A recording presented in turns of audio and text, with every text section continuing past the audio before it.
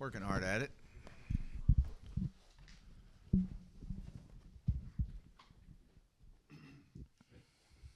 Ready.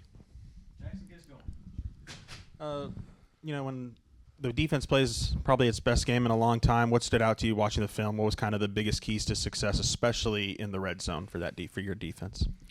Yeah, they played with great effort. We tackled better. We still missed a couple tackles at the line of scrimmage, but the thing is they were running so hard to the ball is when we missed one, another guy showed up, and we eliminated explosive plays for the most part, or at least better than we have the whole time.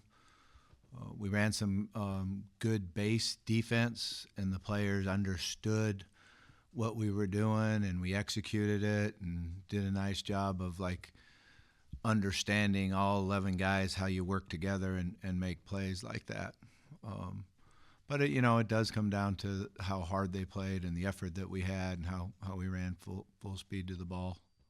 Was that part of you mentioned limiting explosive plays? Was that part of the game plan coming into this week? Let's try and maybe a bend don't break approach in some ways. Yeah, not so much bend don't break because I don't like to bend. You'd like to just shut them down 3 and out and go. But I do think that we did a real good job. Now Auburn was patient. They ran the ball.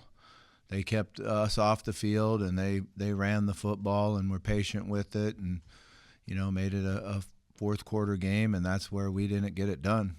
Offensively is, watching the video is very upsetting to me. We did not play offensive football the way we need to play, the way we have played, the way we've showed we can play, starting with the offensive line, which, I've been given a lot of credit to, bragging a lot about, feeling good about, but we didn't execute it all up front like we need to in the run game and protection. Talon did not play a good game. He didn't execute the way he's been executing. Missed some reads, missed some wide open guys. It was just a situation where it's very disturbing to me that that's what we got out of the offense. And then special teams, we get a great big boost before halftime with a pick six, and we come out and give up a huge kickoff return. And then the next thing is a blocked punt and give them great field position, and that had a huge impact in the game. So we've got to get all 3 phases to work together to get a win.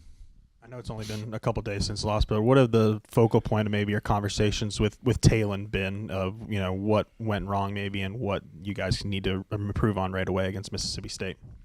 Yeah, we talked a lot about it, and we go back and look at his preparation and not running full speed in practice because of not feeling healthy enough to do that. Which should not affect his decision-making, but he let it affect his decision-making. His sets and technique were the worst they've been all year. So just really the mental preparation to practice and play, I didn't get it done well enough, and that's on me. That's my fault that he didn't get prepared and ready to play and execute the way he's supposed to. Yeah, I was going to follow that up with what did last night look like for you from a team standpoint, attitude, and all that kind of stuff? Yeah, well, first it was, it's hard on the offense because we got to face it. You got to look at it, you got to watch the video, and you got to say, yeah, this is not good football. This is not how we've been playing all year long. And but then you got to put it behind you and get out on the field. And I thought the players did a good job of that. I thought our strength staff did a really good job out there, and they ran hard and they got the soreness out, and we stretched hard and did some some work after we ran. The young guys went out and practiced hard and got good quality reps. So we certainly able to put it behind us and move forward. And whenever you lose a game like that, it always challenges your attitude, and I was happy with the attitude that we had. The Mississippi State game there last year might have been one of your best complimentary games that you had all year. Can you go back and look on tape and maybe show the guys this is what we need to be doing, or does that play into this at all? Yeah, it definitely plays into it, because it plays into your preparation. I remember preparing for that game and, the energy that we had in practice. And it wasn't like, it was an important game for us, and we did a great job of getting ready for it. We ran the ball really well. We ran with explosive plays, running the football. We threw the ball down the field, protected the quarterback. They're much better than they were last year. They're playing good defense. Their D linemen are better football players. They're running full speed to the ball.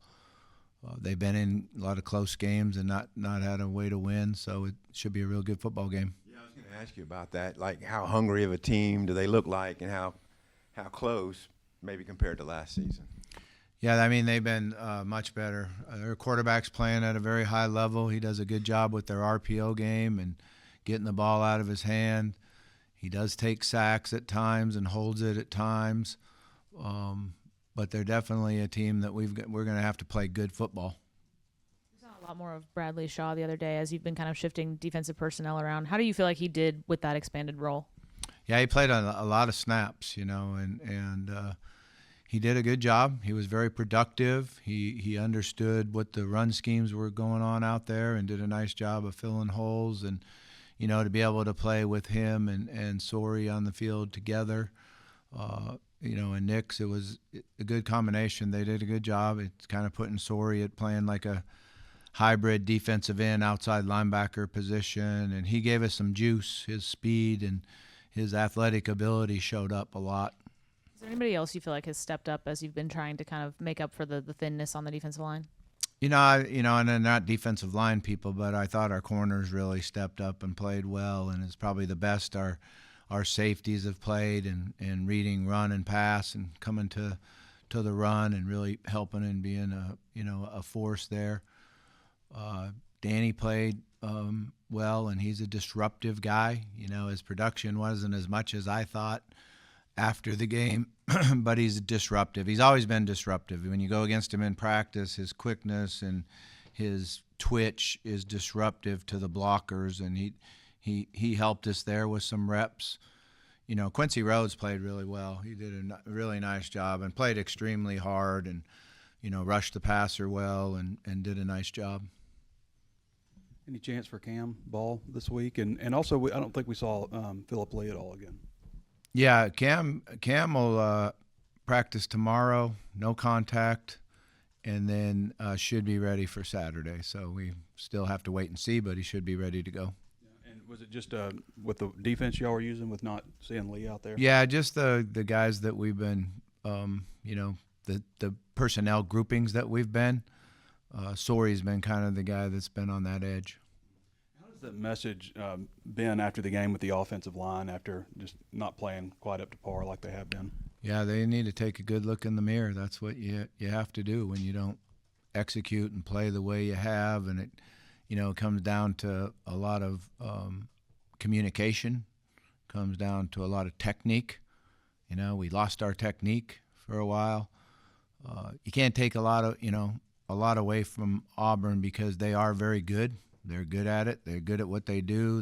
They're well coached, and they played extremely hard. They were more physical than we were, and I feel like that's the first time this year where our O-line didn't match the physicality of who we're playing against. I guess on some of the special teams breakdowns, when you go back and watch it on Monday, do you kind of handle it, or do you kind of let Coach Fountain handle kind of his? Well, what we do is watch it as a staff and go through it and make the corrections there. And then when we do the special teams meeting, Coach Fountain runs the special teams meeting like he has been all year.